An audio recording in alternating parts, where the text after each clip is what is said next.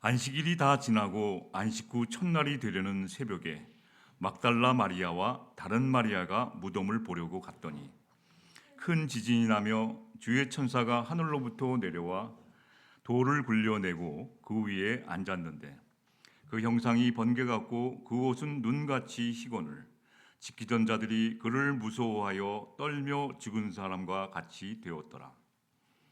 천사가 여자들에게 말하여 이르되 너희는 무서워하지 말라. 십자가에 못 박힌 예수를 너희가 찾는 줄 내가 아노라. 그가 여기 계시지 않고 그가 말씀하신 대로 살아나셨느니라. 와서 그가 누우셨던 곳을 보라. 또 빨리 가서 그의 제자들에게 이르되 그가 죽은 자 가운데서 살아나셨고 너희보다 먼저 갈릴리로 가시나니 거기서 너희가 배우리라 하라. 보라, 내가 너희에게 일렀느니라 하거늘 그 여자들이 무서움과 큰 기쁨으로 빨리 무덤을 떠나 제자들에게 알리려고 다름질할세.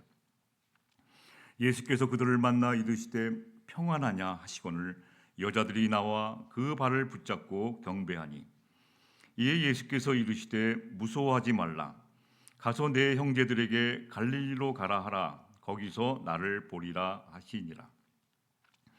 여자들이 갈 때 경비병 중 몇이 성에 들어가 모든 된 일을 대제사장들에게 알리니 그가 장로들과 함께 모여 의논하고 군인들에게 돈을 많이 주며 이르되 너희는 말하기를 그의 제자들이 밤에 와서 우리가 잘 때 그를 도둑질하여 갔다 하라. 만일 이 말이 총독에게 들리면 우리가 권하여 너희로 근심하지 않게 하리라 하니 군인들이 돈을 받고 가르친 대로 하였으니 이 말이 오늘날까지 유대인 가운데 두루 퍼지니라.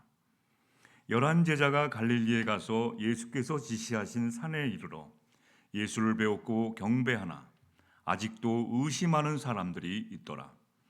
예수께서 나와 말씀하여 이르시되 하늘과 땅의 모든 권세를 내게 주셨으니 그러므로 너희는 가서 모든 민족을 제자로 삼아 아버지와 아들과 성령의 이름으로 세례를 베풀고 내가 너희에게 분부한 모든 것을 가르쳐 지키게 하라. 볼지어다 내가 세상 끝날까지 너희와 항상 함께 있으리라 하시니라. 아멘. 서정주 시인이 국화 옆에서라는 시가 있습니다. 여러분들 잘 아실 겁니다. 앞부분만 잘 알고 있습니다.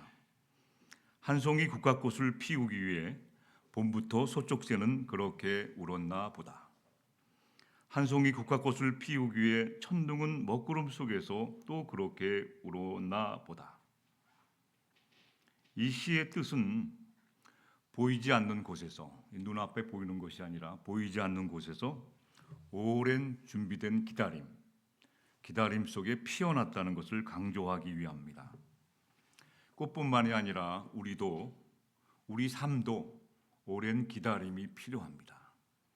한 송이 국화꽃을 피우기 위해서 우리는 기다려야 하는 것들이 많고 기다리는 것이 예수님의 사랑이기도 하고 기다리는 것이 굉장히 필요합니다. 우리가 부활 신앙을 말씀하다 보면 이 부활절 오늘 하루만의 행사로 오해합니다. 저희 기독교의 핵심은 부활절입니다. 부활 신앙이에요. 마치 작년부터 예수님의 탄생 이후부터 오늘 이 부활절의 말씀을 전하기 위해서 지금까지 한 송이 국화꽃을 피우기 위해서 봄부터 소쪽새가 울어댄 것처럼 이 부활의 메시지를 전하기 위해서 지금까지 달려왔다고 해도 과언이 아닙니다. 십자가와 부활. 해마다 우리는 부활절을 그냥 단 하루만 지나고 내일부터는 또 그냥 일상으로 돌아가서 평범하게 살아가고 있는 것은 아닌지 그렇게 살고 있기 때문입니다. 오늘 이 부활신앙에서 가장 필요한 것은 우리들의 고민 문제를 해결해왔다는 겁니다. 여러분, 우리가 죽은 다음에 어떻게 될까요? 사람이라면 누구나 한 번쯤은 고민해 보셨을 겁니다. 죽은 다음에 나는 어떻게 될까? 이러한 고민은 누구나 해보셨을 겁니다. 우리는 죽은 다음에 어떻게 될까요? 사람들의 의견을 물어보니까 또 저도 네 가지 안에 하나가 들어가 있다고 생각합니다. 과거에 고 삼성의 이병철 회장이 몸이 아프셔갖고 돌아가기 전에 어떤 신부님한테 우리가 죽은 다음에 어떻게 되는가를 24가지 질문을 했던 것이 있습니다. 24가지. 죽은 다음에 어떻게 되는가. 여러 가지 24가지 질문을 했는데 그 신부님이 답을 다 못하고 그거를 이병철 회장한테 다 설명하지 못하고 세상을 떠나셨어요. 그런데 이 24가지 질문을 메멘토 모리라는 이어령 박사가 이걸 책에다 썼어요. 죽은 다음에 어떻게 되는가. 근데 이 이어령 교수께서 신앙을 갖고 세례를 받은 후에 이 책을 쓴 겁니다. 내용은 이 이병철 회장이 사후세계가 어떤가 등 24가지 질문에 답이 있어요. 결론의 부제목은 뭐냐면 죽은 다음에 어떻게 되는가인데 답은 너 두고 나 절대 안 죽어. 이러한 내용의 질문과 답이 이어졌습니다. 제가 다 읽어봤습니다. 이 신부님이 쓴 책도 읽어보고 또 유해령 박사가 쓴 책도 다 읽어봤는데 너무 어려워요. 우리가 죽은 다음에 어떻게 되겠습니까? 너무 어렵습니다. 오늘은 제가 여러분들에게 아주 쉽게 아이가 질문해도 알 수 있게끔 죽은 다음에 어떻게 되는가를 아주 쉽게 설명드리겠습니다. 왜냐하면 저도 고민을 많이 해봤기 때문이거든요. 그리고 우리 부모님들 비롯해서 주변의 많은 분들이 가까이서 사랑하던 자들을 이별했기 때문입니다. 여러분, 귀 있는 자는 성령의 도우심으로 이 소중한 부활신앙에 대한 죽은 다음에 우리는 어떻게 될 것인가를 잘 들으시기를 주님의 이름으로 축원합니다. 자, 그렇다면 저도 여러분에게 질문 드립니다. 우리가 죽은 다음에 어떻게 되는 것일까? 네 가지 입장이 나옵니다. 사람들에게 물어봤더니 네 가지 입장으로 말씀하고 있어요. 첫 번째는 죽은 다음에는 알 수 없다, 이렇게 말씀하는 사람들이 있어요. 불가지론. 인간은 죽음은 아는 게 아니다라고 보는 사람이 있어요. 마음속으로 손 한번 들어보시죠. 이렇게 생각하시는 분 계세요. 죽음은 다음은 알 수 없다. 두 번째 보는 사람도 있습니다. 죽음은 모든 것이 끝이다. 죽은 다음에 무슨 말이 많냐. 죽으면 끝이다 라고 보는 사람도 있어요. 오징어 게임 보면 무궁화 꽃이 피었습니다 라고 했을 때 움직이면 딱 죽지 않습니까? 땡! 끝나는 거예요. 이런 식으로 죽음은 끝이다 라고 생각하는 사람도 있어요. 저도 과거에 죽으면 모든 것이 끝난다고 했어요. 이 세상에 모든 것이 필요 없다. 그래서 살아있는 동안에 악착같이 돈 더 벌고 살아있는 동안에 악착같이 살아야 된다고 생각했던 적이 있습니다. 근데 아직도 세계 인구의 25%가량은 죽으면 땡! 끝이다. 피도 눈물도 없다. 끝이다. 이렇게 보는 사람이 있어요. 세 번째는 죽은 다음에 어떻게 되느냐. 윤회, 다시 다른 삶으로 태어난다고 보고 있어요. 윤회의 관점에서 보는 시각이 있습니다. 여러분도 그렇게 생각하시나요? 제 친구는 절에 다니거든요. 근데 그 친구는 다시 다른 삶으로 태어난다고 믿고 있어요. 강아지로 태어나는 게 가장 최고래요. 그래서 강아지를 굉장히 좋아해요. 여러분 다시 태어났을 때 강아지로 태어나는 거 원하시면 이란의 하메이니가 87세예요. 근데 미국이 공격해서 그를 죽였지 않습니까? 처음에 공격해서 그를 죽였어요. 하메이니. 근데 오히려 이 사람은 영웅이 됐어요. 순교자로 영웅으로 죽게 되면 자기가 다시 태어났을 때 다른 삶으로 좋게 태어나갖고 이 정권으로 갈등이 있었는데 오히려 이를 죽임으로 말미암아 어떻게 됩니까? 이란에 있는 많은 사람들이 순교자로 그 사람을 그동안은 미워했었는데 순교자가 돼버린 거예요. 윤회. 우리 교회 건너편에 있는 사원이 있지 않습니까? 시크족이라고 하는 시크교도. 윤회, 착하게 살면 다시 다른 삶으로 태어난다고 생각하고 있어요. 그래서 사람들이 착하게 살려고 노력해요. 우리 교회 앞에 컨테이너 차를 세워놓고 기도하러 가는 거 빼놓고는 착하게 살려고 노력하는 것 같아요. 이렇게 윤회의 진짜 강조점은 무엇입니까? 영겁을 반복하는 순환의 사슬에서 벗어나야 되는 거예요. 이 지겨운 이 세상을 벗어나는 것이 목적인데, 그러나 이 세상이 고해요 슬픔이라고 느끼는 자들에게는 윤회란 또 다른 삶으로 태어나니까 또 애를 써야 되니까 고통이 순환된다는 것이죠. 그런 의미가 아니겠습니까? 네 번째는 죽음을 어떻게 보느냐. 죽은 후에는 부활한다는 신앙을 가지고 있는 겁니다. 저도 여기에 믿고 있습니다. 부활신앙. 이 각자 네 가지 죽은 다음에 우리는 어떻게 될 것인가는 여러분이 혼자 있는 시간에 커피를 마시면서 나는 이렇게 믿고 있구나. 부활한 다음에 태어나는가? 다시 태어나는가? 다시. 성경에는 두 종류의 부활에 대해서 나오고 있습니다. 요한복음 5장 29절에 보면 선한 일을 행한 자는 생명의 부활로, 악한 일을 행한 자는 심판의 부활로 나온다고 되어 있어요. 저희는 생명의 부활로 부활하셔야 합니다. 우리가 예수님을 믿고 거듭날 때 새로운 마음을 받게 돼요. 이전 것은 지나갔으니 보라 새 것이 되은 것처럼 우리가 예수님을 믿고 거듭나게 되면 새로운 마음이 일어나요. 그리고 부활 때는 새 몸을 입습니다, 여러분. 새 몸을 입어요. 지금까지 아프고 병든 몸이 아니라 새로운 몸을 입어요. 이 부활의 몸은 영원한 생명의 몸이 되어서 약하거나 병들거나 죽지 않게 됩니다. 그래서 영원한 진리와 선, 아름다우신 그 자체이신 하나님과 더불어 교제하며 영원한 삶을 살게 되는 것이 부활신앙의 핵심 진리입니다.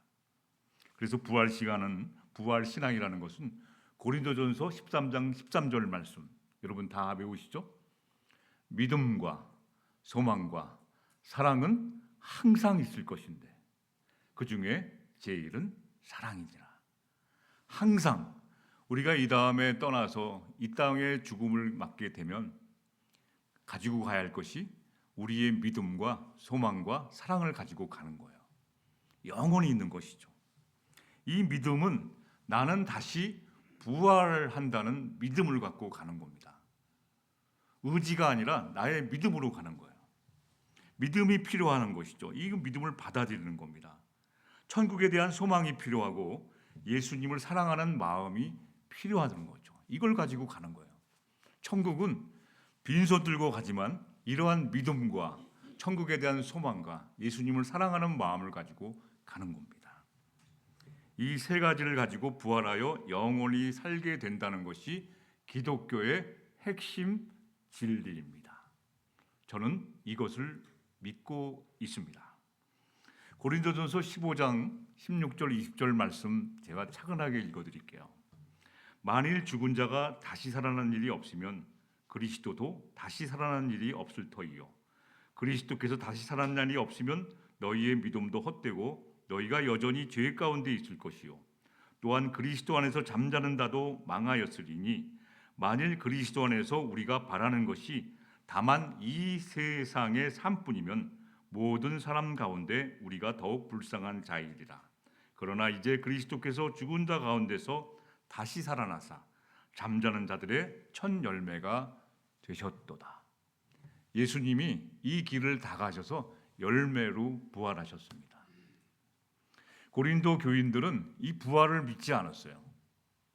사도 바울은 다시 태어난 부활한다는 것을 강조하기 위한 이 부활신앙을 믿지 못하면 우리는 이 세상에서 가장 불쌍한 존재로 전락한다는 것이죠. 사순절 성경 말씀을 묵상하면서 깨달은 것이 한 가지 더 있습니다. 예수님의 십자가와 부활 사건 가운데 예수님이 갑자기 수동태로 바뀌세요. 하나님이 일하시기 시작했어요. 예수님을 일으켜 세워주시고, 쓰러졌을 때 일으켜 세워주시고, 아버지여 이 잔을 내게서 거둬주십시오 할 때 아버지 뜻대로 해달라고 그러고 예수님이 수동태로 바뀌는 거야. 모든 입장이 바뀌기 시작합니다. 손잡아 주시고 일으켜 주시는 하나님의 일하심이 막 일어나기 시작하는 거예요. 하나님은 저와 여러분이 이 부활신앙으로 살아가도록 우리들을 일으켜 세워주고 붙잡아주고 믿음을 주시고 소망을 주시고 사랑을 주시는 겁니다. 그렇다면 어떻게 하나님이 일하셨나요? 오늘 본문에 아주 요약이 잘 되어 있습니다. 1절부터 10절까지 보시죠. 부활의 목격자가 나와요. 부활에 대해서 이거는 그냥 성경에 나오는 이야기가 아니라 성경에서 부활한 사람들이 역사적인 증명을 하고 있어요. 안식일이 다 지나고 안식 후 첫날이 되려는 새벽에 막달라 마리아와 다른 마리아가 무덤을 보려고 갔더니 이제 이들이 보려고 갔어요. 갑자기 의외의 인물이 나옵니다. 하나님이 일하실 때는 전혀 생각하지 못한 사람이 의외의 인물이 등장해요. 이것을 세상 말로 하면 갑자기 튀어나와서 전면에 등장하는 사람이 있어요. 이 목회를 하다 보면 전혀 예상 밖의 인물이 이게 같이 도와줄 때가 있어요. 아, 이분이 좀 해주면 기대하고 있었는데 갑자기 생각지도 못하는 사람이 등장해서 막 하나님의 사역을 같이 할 때가 있습니다. 막달라 마리아와 또 다른 마리아는 사실 성경에서 그동안에 쭉 관심의 대상 밖에 있었던 사람인데 갑자기 이 부활을 증명하고 부활의 목격자라는 놀라운 사실로 우리 앞에 등장하는 겁니다. 목격자가 있어요. 5절에 보시면 쭉 나가다가 5절에 보시면 무섭고 공포에 떨었어요. 갑자기 예수님한테 이렇게 앉아있는데 무덤에 쫓아갔죠. 예수님이 갑자기 천사가 나타나서 뭐라고 말합니까? 무서워하지 말라는 거예요. 너희는 무서워하지 말라. 여러분, 우리가 성경에서는 죽는다는 표현을 쓰지 않습니다. 잠든다는 표현을 써요. 우리가 잠들게 되면, 이 땅에 떠날 때 우리가 잠들게 되면 천사가 우리를 맞으러 온다는 거죠. 천사가 우리를 데리러 와요. 아직 세상을 안 떠나봐서 모른다고 하지만 성경에는 우리가 잠들게 되면 천사가 우리를 맞이하러 옵니다. 그래서 무서워하지 말라. 이제 예수님의 보좌에 가는 거야 하면서 우리를 위로해 줍니다. 천사가 여자들에게 말하여 이르되 너희는 무서워하지 말라. 십자가에 못 박힌 예수를 너희가 찾는 줄을 내가 알고 있다. 이렇게 위로에 말씀하죠. 영화 왕과 함께 사는 남자, 왕과 사는 남자에 보면 죽음이 막 그냥 전하 이제 건너지 못할 강을 건넙시다 하면서 막 슬프고 이런 죽음이 아니에요. 막 안타깝고 슬픈 이런 죽음으로 가는 게 아니에요. 저희들은 잠드는 겁니다. 잠자듯이. 잠들면 천사들이 저와 여러분에게 와서 두려워하지 말라, 무서워하지 말라. 이제 이게 우리를 인도해서 하나님 보좌로 데려가는 겁니다. 평안 가운데 우리를 주님 곁으로 인도해 가는 것이죠. 그래서 9절에 보면 부활하신 예수님을 만났어요. 이분들이. 이 9절에 한번 보시죠. 예수께서 그들을 만나 이르시되 예수님이 부활하신 예수님을 만난 거야. 예수님이 뭐라고 말씀하셨어요? 평안하냐 이렇게 물어보셨어요. 그 여자들이 어떻게 됐습니까? 나아가서 세 가지 동작을 합니다. 예수님한테 나아가서 두 번째 그 발을 붙잡았어요. 부활하신 예수님의 발을 붙잡았어요. 또 경배했어요. 할렐루야 하면서. 이들은 부활하신 주님을 만난 후에 어떻게 되었을까요? 삶이 달라졌습니다. 우리도 죽은 다음에 우리도 잠들게 되면 부활하신 주님이 첫 열매가 되셨으니까 우리도 부활한 새로운 몸을 입어서 우리도 부활되는구나 하니까 이 생의 삶이 완전히 달라졌던 거예요. 자, 11절, 15절부터 보면 경비병 얘기가 나옵니다. 경비병. 여자들이 갈 때 경비병 중 몇이 성에 들어가 모든 된 일을 대제사장들에게 알려주었습니다. 무덤을 지키던 경비병들이 있었는데 이 경비병들이 뇌물을 받고 예수가 없어진 것을 어떻게 됩니까? 도둑 맞았다고 음모를 꾸밉니다. 시나리오를 만들어요. 11절부터 13절 보시죠. 예수님이 시신이 없어졌으니까 어떻게 됩니까? 그동안에 계속 말해오던 사흘 만에 다시 부활한다는 말씀이 이루어졌으니까 이제 큰일 났습니다. 그 음모를 꾸민 겁니다. 시나리오를 작성합니다. 13절에 보면 그의 제자들이 이 밤에 와서 우리가 잘 때 예수님의 시신을 도둑질하여 갔다고 하라 이렇게 되어 있습니다. 하라. 15절에 보니까 이렇게 말을 시켜놓고 뇌물을 주고받습니다. 군인들이 돈을 받고 가르친 대로 하였으니 이 말이 오늘날까지 유대인 가운데 두루 퍼져요. 지금도 유대인 가운데 퍼져 있는 소문이에요. 이것이 그들은 시나리오를 만들어서 예수님의 부활한 것을 감추려고 했지만 이 사건으로 말미암아 예수의 부활은 틀림없는 사실을 증명해 주었던 것이죠. 그래서 요셉이 했던 말처럼 당신들은 나를 해하려 했으나 주님은 그것을 선으로 바꾸어서 이롭게 하시는 것이죠. 역사적 사실로 드러났던 겁니다. 그래서 엠마오 마을로 내려가던 두 제자들에게도 나타나셔서 대화하시고 또 누굽니까? 베드로에게도 나타나셔서 위로해 주시고 조반을 먹이면서 위로해 주시고 회복시켜서 부활 신앙으로 갖게 만들어 주시고 또 도마는 도무지 믿을 수가 없는 사람이에요. 그래서 도마에게는 만져보라고 해서 믿게 하셔서 어떻게 됐습니까? 부활 신앙을 갖고 살아가게 하신 겁니다. 오늘 부활절 감사 예배는 여러분 행사가 아닙니다. 달걀을 삶고서 뭘 하고 그런 행사가 하는 것이 아니라 이 부활 신앙을 저와 여러분들이 갖고 날마다 삶에서 부활 신앙으로 살아가는 강력한 주님의 요청과 부탁의 말씀입니다. 자, 두 번째, 이 부활 신앙이라는 것은 주님의 신실한 약속을 붙잡아야지만 부활 신앙을 갖게 되는 거예요. 자, 여기서 주님이 가보니까 안 계셔요. 뭐라고 그러나 천사가 뭐라고 그러죠? 갈릴리로 가셨다. 갈릴리로 왜 가셨을까요? 주님은 제자들에게 내가 부활한 다음에 어서 만나자고 약속하셨어요. 어디서 만나자고 하셨나요? 갈릴리에서 만나자고. 저기 또 다방에서 만나자고 약속하고 저 커피숍에서 만나자고 약속하는 것처럼 장소를 지정해서 이제 부활한 다음에 갈릴리에서 만나자는 약속을 해주셨어요. 우리가 부활 신앙을 갖는다는 것은 주님의 신실한 약속을 믿고 그 약속을 지키는 사람으로 약속을 받아들여야 됩니다. 갈릴리는 어떤 곳이었을까요? 갈릴리는 주님이 사역을 시작하신 곳이에요. 그리고 제자들을 부르신 장소입니다. 제자들이 처음 주님을 만났던 곳입니다. 여러분 이민 오셔서 처음 살았던 집을 기억하시나요? 저는 잊을 수가 없습니다. 이민 와서 세를 얻어서 첫날 그 세에서 사는 집이 뭐 가구도 없고 그래서 처음 식사를 하는데 박스 있지 않습니까? 라면 박스 같은 거. 그것을 올려놓고 식사를 했어요. 아무 살림이 없으니까. 근데 그 순간을 잊지 못해요. 이민 처음 와서 살던 집.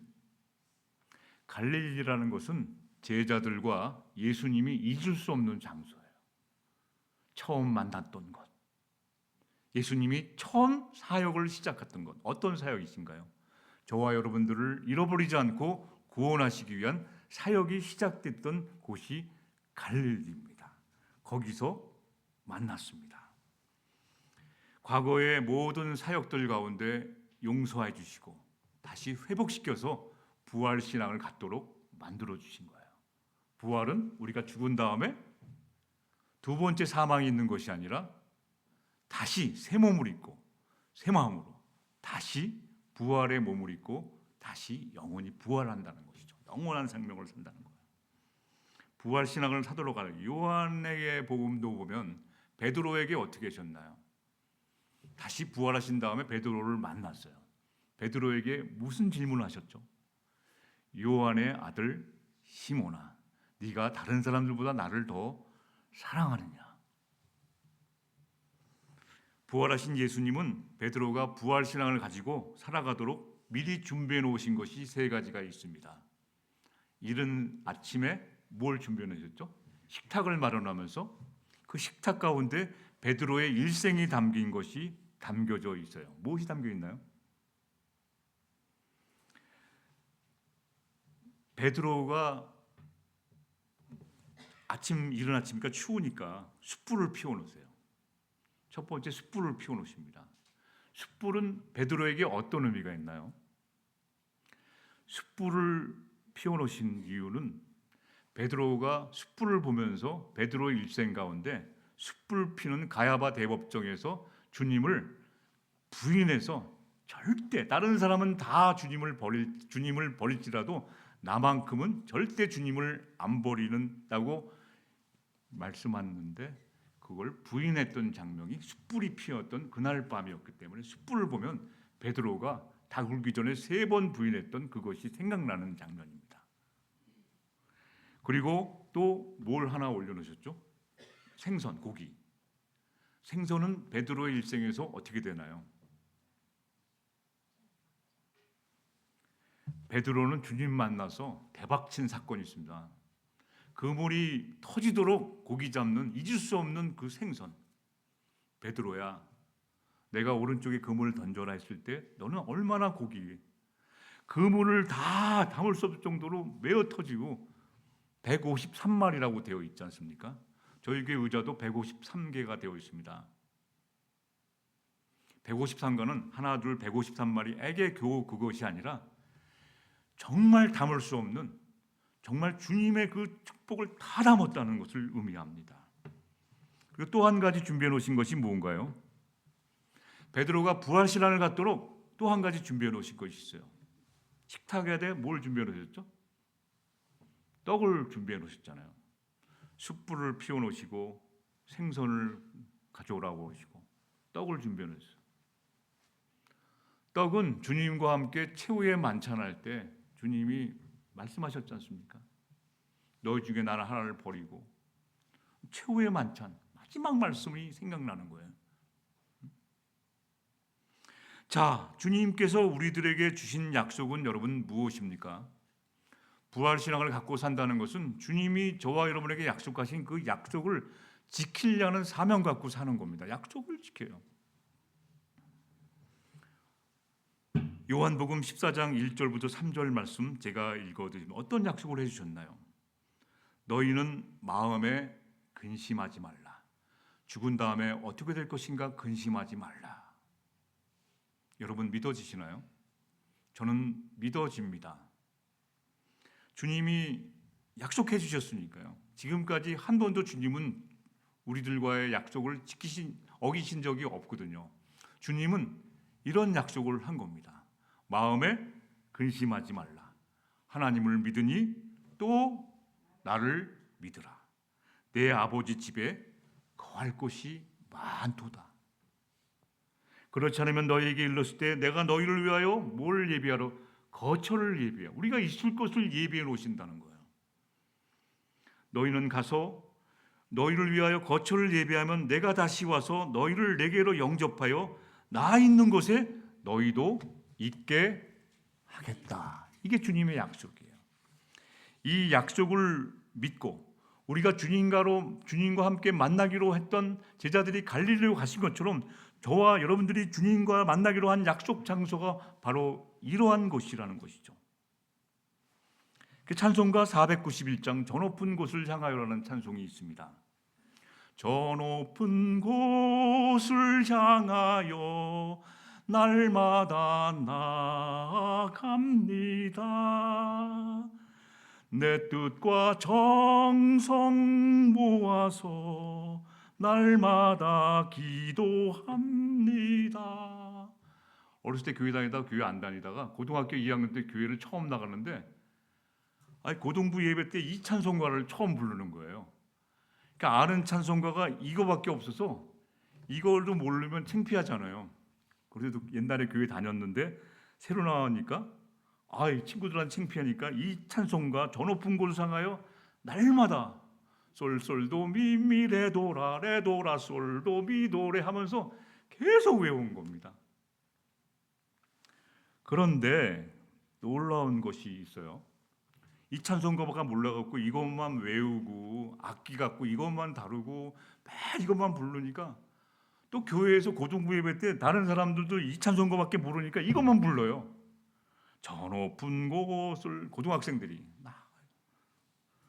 내 주여 내 맘 붙드사 그곳에 있게 하소서 그곳은 빛과 사랑이 언제나 넘치옵니다.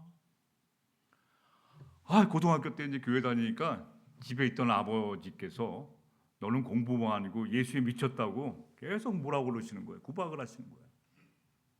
그런데 놀라운 사실은 어느 날 저희 아버지께서 야, 너 그 매일 부르던 찬송가 있잖아. 그거 좋더라고. 한번 불러줄래? 그러더라고요. 그런 다음 날 돌아가셨어요. 저는 이게 이렇게 우연이라는 거, 저 높은 곳을 향하여 예수님을 예수님 공부 안 하고 예수 믿는다고 뭐 교회 다닌다고 그렇게 핍박하시고 그러시더니만 너 옛날에 그거 불렀던 거 있잖아. 그거 좋더라. 그거 한번 불러줄래?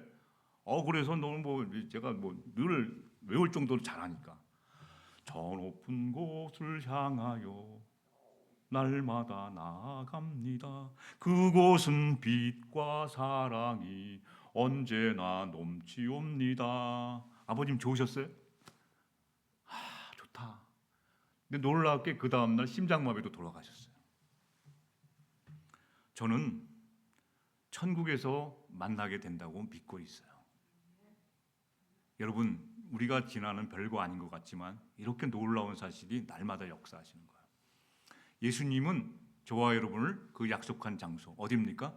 그곳은 빛과 사랑이 언제나 넘치옵니다. 성경에는 하늘의 시온산에 있는 새 예루살렘을 천국이라고 말하고 있습니다. 천국에서 만나보자는 것은 새 예루살렘에 저희가 가게 되는 것이죠. 그것을 저와 여러분들에게 약속해 주셨어요. 주님의 약속은 이랬다 저랬다가 아니라 신실한 약속이기 때문에 그 약속을 붙잡으셔야 됩니다.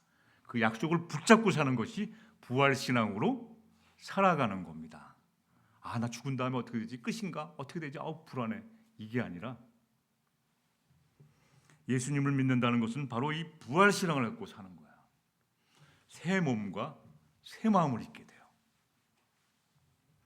다 멋쟁이들, 걱정과 슬픔, 고민이 없는, 아픔이 없는 그곳에서 주님과 함께 살아가는 겁니다. 세 번째 부활신앙을 사는 자는 어떤 겁니까? 19절 20절 보면 이 땅 위에서 주님이 하신 마지막 대명령이에요. 부탁이 아니라 대명령이 있어요. 주님이 부탁하신 것이 아니라 명령이 있습니다. 그러므로 너희는 가서 모든 민족을 제자로 삼아 아버지와 아들과 성령의 이름으로 세례를 베풀고 내가 너에게 분부한 모든 것을 가르쳐 지키게 하라. 대명령입니다. 이 땅에서 하지만 마지막 대명령이에요. 제발 내 유언 좀 들어줄래? 어떤 겁니까? 우리의 영광과 기쁨은 무엇이에요? 우리의 기쁨은 무엇입니까? 데살로니가 전서 2장 19절 20절 말씀이 있습니다. 우리 주 예수께서 오실 때 그분 앞에서 우리의 희망이나 기쁨이나 자랑할 면류관이 무엇이겠습니까? 우리가 이 다음에 주님 앞에 자랑할 것이 무엇이겠습니까? 주님, 나 이렇게 살다 왔습니다. 자랑할 거 아무것도 없어요. 저 돈 많이 벌어서 이거 부자였습니다. 저 공부 많이 해서 이거 다 자랑할 게 없어요. 건강하게 주님 앞에 왔습니다. 자랑할 거 아무것도 없어요. 자랑할 거는 영광과 기쁨인데 그 영광과 기쁨이 무엇이냐는 것이죠. 우리가 천국에서 섰을 때 오직 주님이 대명령하신 것을 지켰느냐 안 지켰느냐만 자랑하는 거예요. 복음 전파했느냐 안 했느냐, 주님이 대명령을 해주셨는데 내가 복음 전파를 했느냐 안 했느냐, 이것만 자랑할 것이 있어요. 평생 다른 사람에게 한 번도 뭐라고 그러나요? 복음을 제시해 본 적이 없는 거야. 나만 그냥 겨우 믿어. 자랑할 게 없어요. 그래서 19절에 보면, 19절을 다시 한번 돌려주시기 바랍니다. 19절에 보면 너희는 가라는 거예요. 기다리지 말고 가라는 거예요. 찾아가라는 것이죠. 주님은 인류 구원이라는 원대한 사역에 우리의 손과 발과 입술을 빌려달라는 거예요. 그래서 내가 말하는 것은 주님이 말씀하시는 거고, 내가 움직여서는 주님이 마음에 같이 가는 겁니다. 내 입술은 주님이 말씀하시고 내 발은 주님이 원하시는 곳으로 가는 거예요. 내가 원하는 것이 아니라 그걸 빌려달라는 것이죠. 그래서 복음 전파의 사명과 목적을 정리해 보면 뭡니까? 왜 이렇게 주님이 대명령을 하시는 걸까요? 왜 이렇게 간절하게 저와 여러분에게 부탁하시는 걸까요? 부탁 플러스 명령. 처음에 부탁인 줄 알았어요. 첫째는 죄로 물든 영혼, 죄를 씻는 길은 우리가 씻고 주님이 씻어주기 때문에 이걸 전하라는 거예요. 우리 죄를 해결을 아직 없기 때문에. 두 번째는 어둠과 절망 중에 탄식하는 자들이 너무나 많아요. 어둠과 절망 중에 탄식하는 자는 빛과 소망 있는 곳으로 데리고 오라는 거예요. 네가 가서. 세 번째, 왜 복음 목적, 복음 전파는 사명은 뭘까? 십자가와 부활이 어떤 의미인지를 가르치라는 거예요. 아빠, 우리 이 다음에 죽으면 어떻게 돼? 글쎄 나도 잘 모르겠다. 이 복음을 하나도 모르는 겁니다. 기쁜 소식을 하나도 모르는 거예요. 죽으면 어떻게 됩니까? 다시 새 몸을 입고 부활하는 거예요. 부활. 이것은 지식으로 설명할 수 없고 믿음으로 가는 거예요. 믿음, 천국에 대한 소망, 예수님에 대한 사랑을 가지고 가는 겁니다. 십자가와 부활을 진리 가지면서 주님의 뜻을 따라가는 법을 가르치는 거예요. 가르치라는 거예요. 내가 이렇게 살아봤더니 주님은 그 뜻이 아니고 실패했다. 내가 이렇게 살아봤더니 주님이 기뻐하시더라. 이걸 간증하면서 사는 겁니다. 네 번째는 왜 복음 전파의 중요한 사명과 목적은 뭐냐면 주님이 홀로 가신 그 길을 따라가는 거예요. 저희는 주님이 이미 예비된 길로 가셨어요. 열매가 되셨어요. 부활에. 그걸 따라가는 겁니다. 마지막 정리하겠습니다. 부활신앙으로 살아간다는 것은 20절 보시죠. 내가 세상 끝날까지 너희와 항상 함께 있으리라, 이렇게 되어 있습니다. 주님의 부활을 목격하고 증언한 사람들은 어디든지 주님과 함께 있다는 것을 믿었어요. 우리가 가장 힘든 것은 나 혼자랄 때 힘든 겁니다. 근데 지금 주님과 함께 있다는 거 했을 때 굉장히 든든합니다. 가난해도 어떠한 어려움 속에서도 오늘 변함이 없습니다. 제가 좋은 친구라고 썼거든요. 칼럼 제목을 제가 좋아하는 좋은 사람은 어떤 것일까? 좋은 사람이라는 것은 어려움과 환난 속에서도 사람이 지저분하고 황폐해지지가 않아요. 저는 그런 사람을 좋은 사람이라고 기준을 삼았습니다. 주님은 저와 여러분들을 부활신앙을 가지고 좋은 사람, 그래서 친구여라고 불러요. 친구.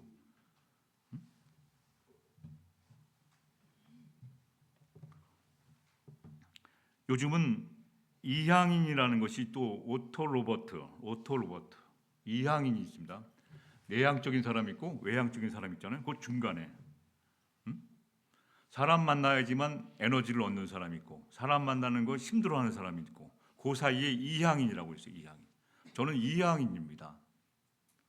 저는 생일 잔치 누가 안 해줘도 우울하지 않아요. 그냥 혼자 해 먹으면 돼요. 저는 사람들 많은 데 있으면 너무 좋습니다. 사람들 없는데 혼자도 좋아해요. 근데 이런 사람이 꽤 많더라고요. 20, 30%.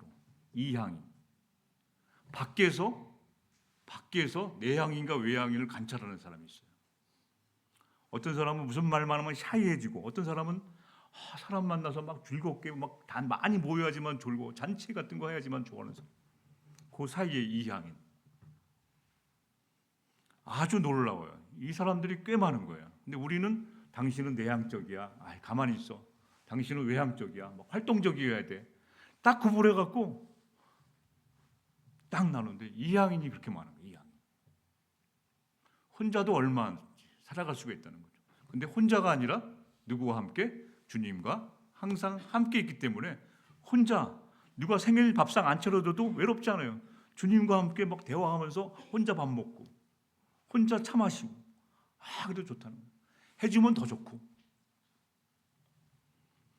말씀을 정리하겠습니다. 부활신앙으로 살아가는 것, 부활의 감격과 기쁨이 오늘 하루의 행사로 부활절 감사가 끝나는 것이 아니라 날마다 부활신앙을 가지고 주님과 함께 마지막 호흡이 다하는 순간까지 죽음을 두려워하지 말고 잠자듯이 이 세상을 떠나 주님과 함께 영원히 동행하는 부활신으로 살아가는 복된 여러분 되시기를 주님의 이름으로 축원합니다.